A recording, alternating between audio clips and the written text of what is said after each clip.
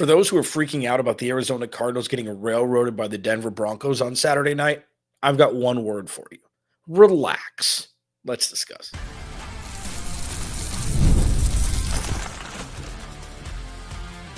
You are Locked On Cardinals, your daily Arizona Cardinals podcast. Part of the Locked On Podcast Network, your team every day.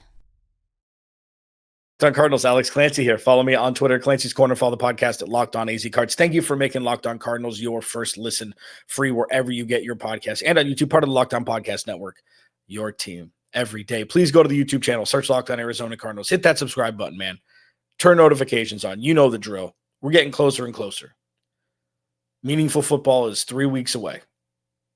And while what we watched Saturday night wasn't fantastic, it wasn't fantastic. Let's just put it that way. It wasn't fantastic. It means nothing. And I'll explain why, okay? It means a lot for the players playing, okay? I'm not taking away anything about the journey of players wanting to, live out a dream of playing in the NFL and pay their bills and everything like that through football. Like, this has nothing to do with that.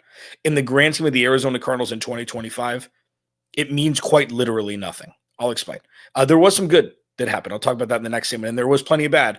So it needs to be discussed, but under the scope of relevancy, of which there was very little. So, for those that are freaking out, chill. Respectfully. Relax. Respectfully. What we watched last night, or Saturday night, was Clayton Tune offense for 3 quarters. Not great. Clayton Tune, I'm sure, very nice person. Not a very good football player. He makes bad football players look good. And to his, if I were his defense attorney, he never, when he gets on the field, he never has anything to work with. Last string offensive line. He's never playing with the ones, obviously. And the one start that he had in Cleveland, he was a sitting duck with a bad roster, a not so great offensive line, not much wide receiver help. And, he was just out there, for slaughter, which wasn't fair. So, a good or bad, I'm not really sure. I'm not even holding that Cleveland game a couple years ago against him. His only start in the NFL. He's just not fantastic. So it's the preseason. And the preseason last week or 2 weeks ago is a little bit different than the preseason 2 days ago. Obviously, the starters didn't play. And it wasn't so much that the starters didn't play. A majority of the second string guys didn't play either. Okay?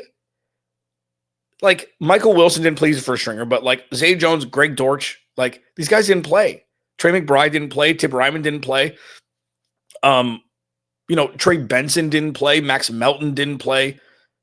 None of the starters played. It's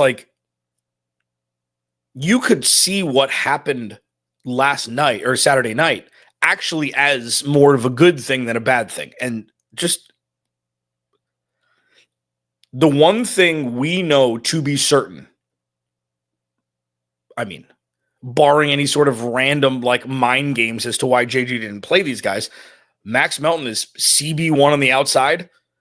Trey McBride or Trey Benson, RB2. We know that. And that was something I was screaming about going into, this entire, not screaming about it wasn't going to happen, but I really hope this is shorn up really, really quickly. So you can just set it, put it in Sharpie, and move on to something else. They believe Trey Benson is the second best running back on this team, and he will get the lion's share of the second running back touches.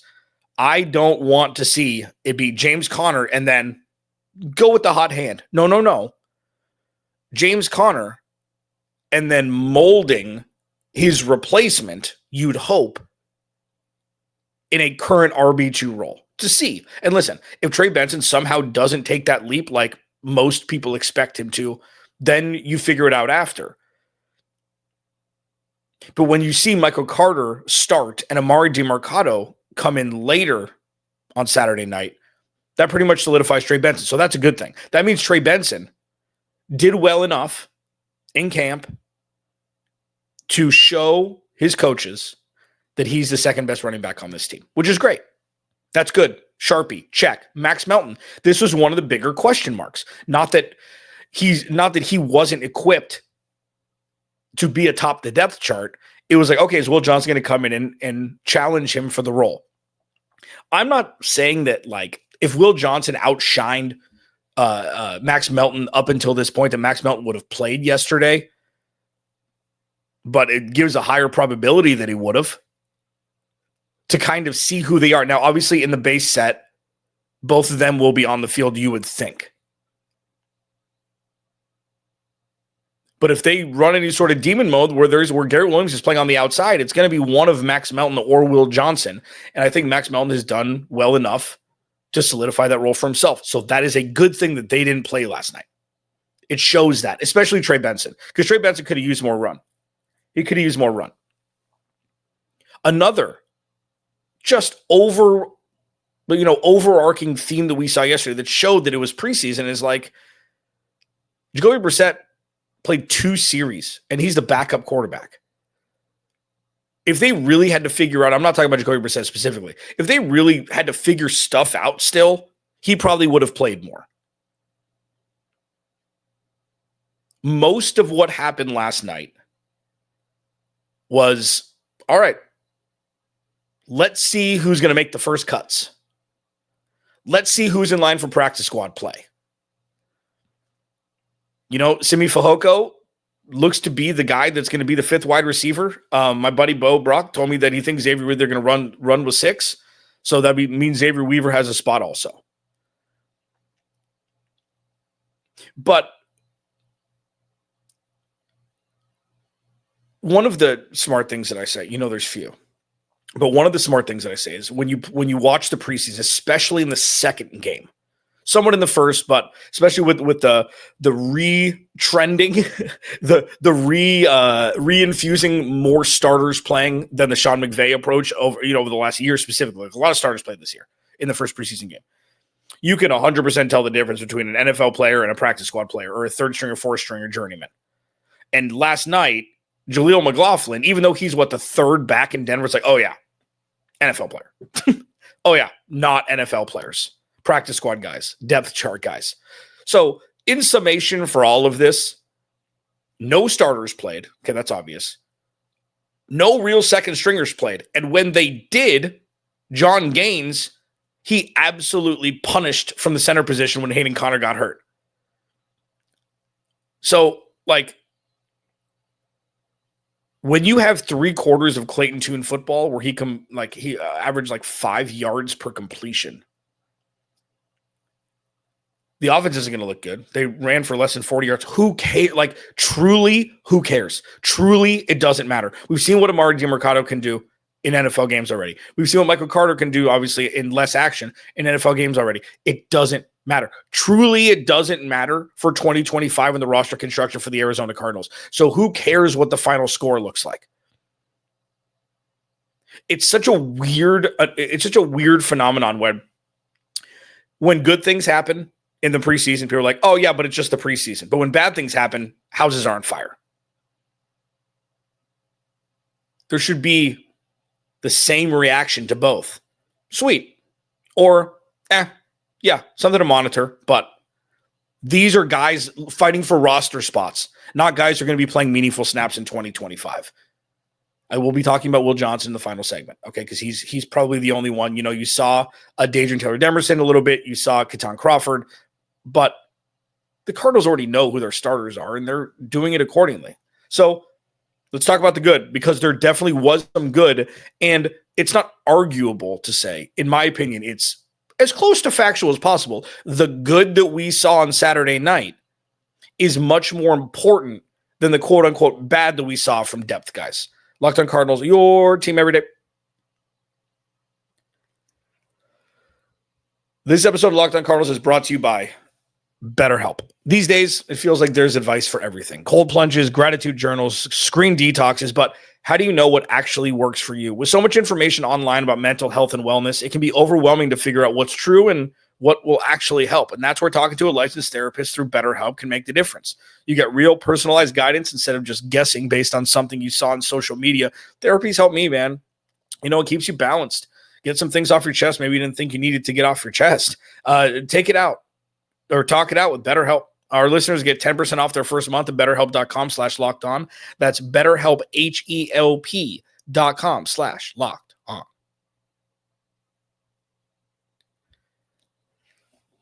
So if the Cardinals won 40-3 last night, everything would have still been the same. So aesthetically, yeah, it's gross. It was cruel and unusual to have to watch that from second, the second quarter on. But in the grand scheme of 2025, it doesn't matter one iota. It just doesn't. Oh, it's not aesthetically. Oh, it's a bad look. Sean Payton's silly pants when it comes to weird games that don't matter. He likes to run it like he did this a couple years ago during the preseason too. It's just a weird thing. The whole thing with Evan Ingram, I know Evan Ingram needs reps with the new offense. Why was he on the field?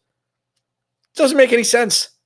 And again, this is you had the Big Orange Report or whatever it is, some fan blog from Denver's like, oh, this is how you're coping with this loss. It's like, dude, it's the preseason. Who cares? Especially this week and next week. And again, I will give a disclaimer for this segment as well. I understand how important it is for players right now who are playing to make rosters and, or to put enough on tape to where another team will sign them so they can play in the NFL. I'm not making light of that situation. I'm making light of the actual avatar that is a second week preseason game where the starters and most of the twos don't play. So the twos that did play, it was good. Jacoby Brissett looked good, looked solid. Simi Fehoko had a nice up the seam touchdown catch. Xavier Weaver dropped another pass, but he's going to make the roster. He'll be fine. He's a burner. I think the biggest wins for me, one was John Gaines. Okay, so obviously you don't ever want anybody to get injured. Hayden Connor, 6th-round pick out of Texas, got hurt his knee. John Gaines came in sparingly and just locked up the A-gaps. You could tell John Gaines will be a guy who could play 75% of the talent level of the Alta Front if something were to happen. Unless they want to move Evan Brown to center and he'd be fine, then John Gaines can play left guard. He can swing I think he can play left guard and center. That's what he did at UCLA. And for those that don't know John Gaines but know fantasy football, John Gaines was the one up front blocking for Zach Charbonnet at UCLA. So, Zach Charbonnet 8 in college. So John Gaines coming in, that's a positive. Those are things that are actual, have actual importance towards this season if something were to happen to one of the starting offensive linemen. The gap from Hayden Connor to John Gaines is Grand Canyon size. So that's good for the Cardinals' interior offensive line if something were to happen to Yalta Froholt or Evan Brown. Okay, that's one. Number two, Jacoby Brissett looks solid. The Cardinals are good. This is the next iteration of the Colt McCoy signing where Colt McCoy went 2-1, I believe, in 2021 when Kyler Murray missed some time, and they ended up, I think they beat San Francisco in one of those games. It's this is the Drew Petzing manicured backup quarterback for Kyler Murray. He's familiar with Jacoby from the Cleveland days. Jacoby Brissett is he's a pro. He's a pro. So in this day and age in the NFL, I don't know if it's confirmation bias. McKenna, if you want to do something on a Monday, you're welcome to. But I don't know if it's confirmation bias, but over the last 2 or 3 seasons specifically, feels like quarterbacks are getting injured at a much higher rate. And maybe it's not they're missing time, but there's injuries, had an injury scare, had it backs and arms and legs and things like that. If you don't have 2 quarterbacks in this league now, you're behind the curve. I mean, look at what happened with Cincinnati a couple years ago when Joe Burrow got hurt and Jake Browning came in and just balled out. You need a 1A who can produce 80% of what your starter does. Otherwise, you're in trouble in case something were to happen. So Jacoby Brissett looked good. Simi Fehoko looked good. Okay. The offensive line looked good. During the first quarter and a half.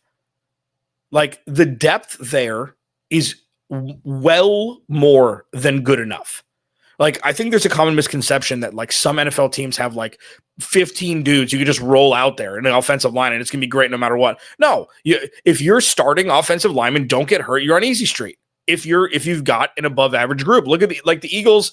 The Hunter Dickinson, I think, got hurt. Landon Dickinson, got hurt. But like they've been last couple of years, they've been pretty healthy on the offensive line. I know Lane Johnson misses time from time to time, but like they're good. If your offensive linemen don't get hurt, you're in good shape. If you have the depth that the Cardinals have, especially with John Gaines, Kelvin Beachum, and Will Hernandez when he's activated off the PUP list, when he's fully healthy, like they're good. And what we saw during the first quarter and a bit was the offensive line pretty good. I know it's against the 2s and the 3s and the 4s, but if the Cardinals say, well, our 3s go up against your 2s and 3s and hold their own, that's a good thing. Okay. And then, it kind of gets a little wonky in the second half of the second preseason game when no starters for the Arizona Cardinals are playing, or second string guys for that matter. But that was good. And then on the other side, like, there are two names that I was looking for. Well, three that I was looking out for last night: Jordan Burch, Cody Simon, and Kitan Crawford. Jordan Burch played a couple series, got at the quarterback a couple times, bull rushed the left tackle that almost ran into Jared Stidham, but I think Jared Stidham ended up completing the pass. Didn't matter. Jordan Burch did his job. Almost had another sack lining up on the left side, and they pulled him. He's like, all right, he's good. And I had this, 2 months ago, not patting myself on the back in any stretch, but you saw the signs. Like, if this dude gets put in the situation like Nick Rallis and Jonathan Gannon put him in, he could be like the lead bull rusher for this pass rush room, which would be a fantastic compliment to the guys that have the bend on the outside. So he's checkmark, Sharpie, will play meaningful snaps in 2025. Now, you'll be able to edit it once you actually start to see game film and stuff like that, but the dude's got the goods. The dude's got the goods, at least on paper, what we've seen during the first two preseason games, to give him some scoot, give him some run in 2025, much earlier than some expected. Which is good. Kitan Crawford, ball hawk, he's got some Buda Baker in him. I know it wasn't a tackle for loss, but it was a tackle for 1 yard that could have been a lot more if he wasn't so quick to the ball. It was early on left side of the field, made a good tackle, saved the chunk gain. Kitan Crawford is going to be good. You're going to see, this isn't like a oh my God, what's his name? I got to look at it. He was a safety for the Cardinals for a couple of years. He was a depth guy behind Buda Baker and Jalen Thompson. Man, out of Alabama. Why can I not remember his name? Anyways, this is a guy that I don't think he'll be a practice squad dude. I think you're going to see him dressed on the sidelines. It'll be interesting to see what they do with Darren Hall. If they're going to move him into corner, if he's going to play his traditional safety role. It'll be fascinating to see what they do over the top with those dudes, because they've got a pretty deep group, and Kitan Crawford's look good. Don't look at it. Oh, went to Nevada. Oh, he's a 7th round pick. Look on the field. He made a very, very athletic interception play 2 weeks ago. And then he looks pretty comfortable aside from that busted coverage with him and Denzel Burke. It was just miscommunication by two rookies that resulted in a Troy Franklin touchdown. And then Cody Simon was the third name. He played the whole first half, which I was hoping he would do, which I was hoping they would have him do. And I wonder if the honorable mention of Akeem Davis-Gaither not playing Saturday night means that he's going to start, which went, with the trend of Trey Benson and Max Melton both not playing. And not just say Trey Benson's going to start, but it's like, okay, your role is solidified. Don't need to see anything else this preseason. So if Akeem Davis-Gaither starts, fine, whatever. Cody Simon didn't do anything offensively last night. He wasn't really an impact maker. There were a couple spots where he could have been positioned better to potentially break up pass completions, but he didn't look like Zaven Collins or Isaiah Simmons did during their first game action a couple years ago. So not comparing him to those two directly, but he didn't look lost out there. He wasn't an impact maker at all, though. So I'm assuming he's going to play next week too. Like, if he shows any sort of real growth from last week to this week coming up, maybe, but I mean, it looks like Akeem Davis-Gaither's, that's his job to play alongside Mac Wilson come week 1, which is fine. And again, once you actually get game film on these guys playing between the lines with games that matter, yeah, you're obviously going to be able to make edits then.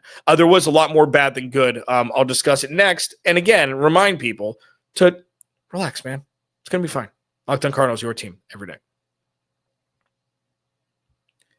This episode of Locked On Cardinals is brought to you by Yahoo Fantasy. It's the best time of year, man. NFL kickoff, 3 weeks.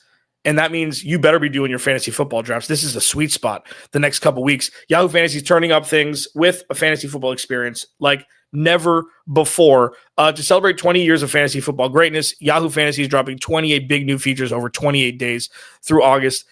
If you haven't heard me do this live read yet, pay attention. They dropped this format called the Guillotine League, where the lowest scoring team gets eliminated from the league every week until one team is left standing. Would you draft differently on the Yahoo Fantasy app if you use this format? You draft normally and just hope you're not the last guy for the first handful of weeks and then figure it out. It completely changes the landscape of what people think fantasy football is, and it's fantastic. And listen, if you're more into the traditional classics, you can still play in head-to-head private leagues or join a public league. Stay tuned for more killer announcements and start playing Yahoo Fantasy Football now at yahoofantasy.com/LockedOnNFL. Please go to the YouTube channel, search Locked On Arizona Cardinals. Hit that subscribe button, man. Did the Cardinals squad show immediately following the game 2 days ago. You can check that out on the Locked On Cardinals YouTube channel as well. This is going to be my last, probably penultimate announcement about this. After each game this season, I will be going live for 15 minutes or so, doing a reaction show. And then the three of us, Jamil Douglas, myself, and Ben Garcia, will be going live for an hour on the Cardinals squad show. Much more interactive. Please join us. It's going to be a fun year. It's going to be a fun year. If there's any semblance of what we saw Saturday night during the regular season, might not be a fun year, but it's going to be a fun year. And I'm done saying fun year for today. Clayton Tune's not good at football. And listen, sure, he's a good dude. He's not good at football. But that really is you kind of have to throw away the offense and all the players who were on the field. You can't really take notes and get any sort of substantive takeaways when that's the product that's out there. And to his credit, the offensive, he's got the fourth string offensive line that is blocking for him. I know he's going against depth guys on different teams on the other team, but it wasn't good. A run game under 40 yards rushing, that's not going to be any sort of issue. I mean, the Cardinals are a top 10 run offense. It's it doesn't matter. Truly. And this isn't like a cop-out where it's like, oh, no, it's preseason, doesn't matter. Oh, it's preseason, doesn't matter. We've talked about very important things that have happened this preseason. Denzel Burke didn't play great. He had one great pass breakup, a second almost pass breakup that resulted in an incompletion. But, he's young, and he's a fifth-round pick, and reps are going to serve him well. But again, he's not going to play meaningful snaps this year. Elijah Jones, it's just not clicking yet. And I know he was injured the entirety of last season, so this is kind of his rookie year, and he's got a lot more competition now than he did last year. Third-round pick out of Boston College. You can tell who the corners who are going to play meaningful snaps on game days in 2025 are. You know who they are. And the other guys aren't really doing themselves any, favors here. But that's not to say that this is the end of the story for those guys. They just didn't look good. And listen, when you don't have any proven NFL pass rushers in a game, it's harder for a young secondary to do their job even more than it is to play cornerback, with a good pass rush.